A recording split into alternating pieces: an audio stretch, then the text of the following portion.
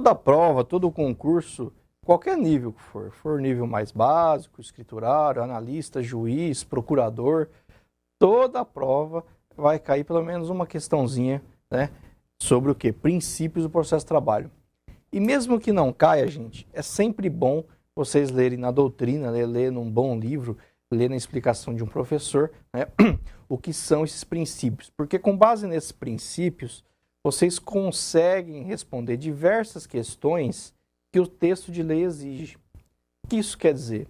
Com base numa ideia principal de um princípio, você consegue responder aquilo que a letra fria da lei exige do candidato, né? Sem você se lembrar exatamente o que falava a lei, mas fala, mas o princípio tal, né, vai me socorrer nesse sentido.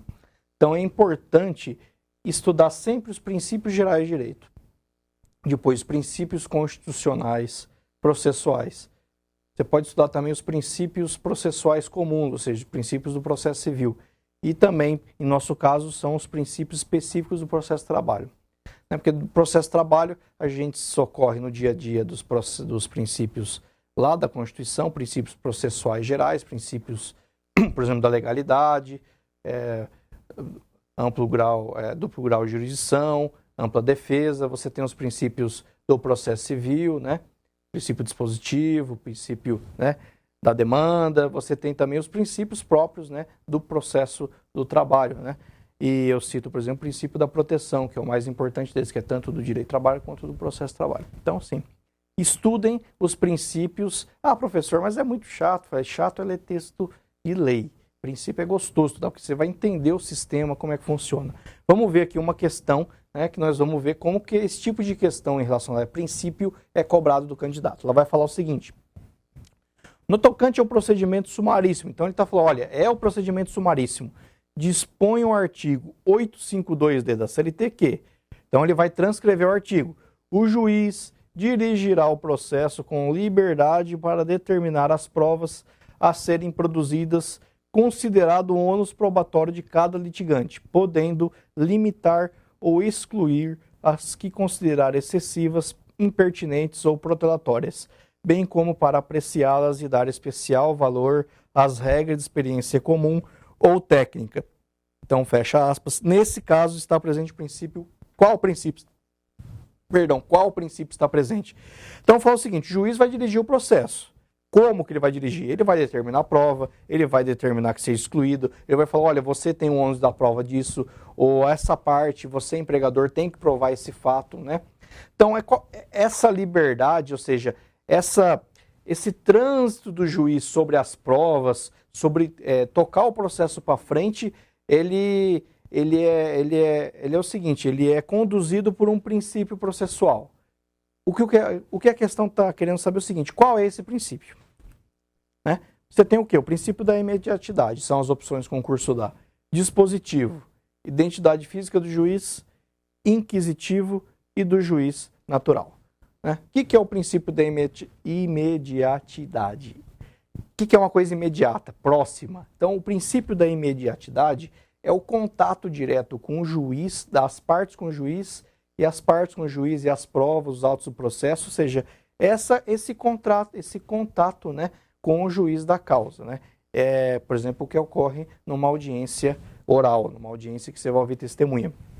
Então, esse é o princípio da imediatidade. É por isso que ainda não colou muito aquela ideia, né, de se fazer audiência por meio televisivo, né, por meio de câmera, né? Então, um processo comum ainda, processo de trabalho, processo comum ainda exige essa certa imediatidade, né? Um direito que a parte tem de questionar a sua questão com o juiz. Princípio dispositivo. O que é o princípio dispositivo ou da demanda, né? O judiciário, ele só vai tomar conhecimento da questão daquilo que você leva para ele. Né? Ele não vai dar, exceto exceções que existem, né? Ele não vai dar ou deixar de dar em razão daquilo que você leva para ele. Identidade física do juiz, ou seja, é aquela obrigação, né, do juiz realizar os atos do processo, né, pessoalmente. Princípio inquisitivo. Esse princípio inquisitivo dá a ideia, lembrem-se, na Idade Média, Inquisição. Né? O que é Inquisição? É aquele entre tese e processo, aquele procedimento muito sumariríssimo, né, que a igreja fazia para condenar, né, aquelas pessoas condenadas de acordo com o processo canônico da época. Então, o princípio inquisitivo vem da Inquisição. E esse, hoje em dia, ele é lido da seguinte forma: o juiz ele pode determinar certas coisas do processo de forma inquisitiva. Não que ele seja injusto, mas o processo tem que ser tocado para frente. Então, essa é uma disposição que a lei faculta o juiz. E, por último, o do juiz natural. O juiz natural quer dizer o seguinte: para cada causa, a Constituição, a lei fala que tem que ter um juiz da causa, não pode ser pensado um juiz. Tá? Então, o que fala da imediatidade, né? É esse contato direto com o juiz, como aquilo que eu expliquei para vocês, que é a letra A. O dispositivo da letra B informa o quê? Que nenhum juiz prestará tutela jurisdicional, senão quando a parte interessada o requerer. Então, eu tenho que requerer para o judiciário aquilo que eu quero, ou eu tenho que levar na minha defesa. Isso é o princípio dispositivo da demanda. Identidade física é o contato pessoal do juiz, seja em audiência, né? Oitivo de testemunha, esclarecimento do perito, que às vezes acontece, né? Princípio inquisitório ou inquisitivo, ou seja, é esse que é a resposta correta. É aquele que confere ao juiz a função de impulsionar o processo. Não quer dizer que ele está sendo aquele inquisitor da Idade Média, mas é o juiz que vai tocar o processo para frente. O quê? Na busca da solução do litígio. Ele vai tentar. Se ele não fizer isso, ninguém vai fazer por ele.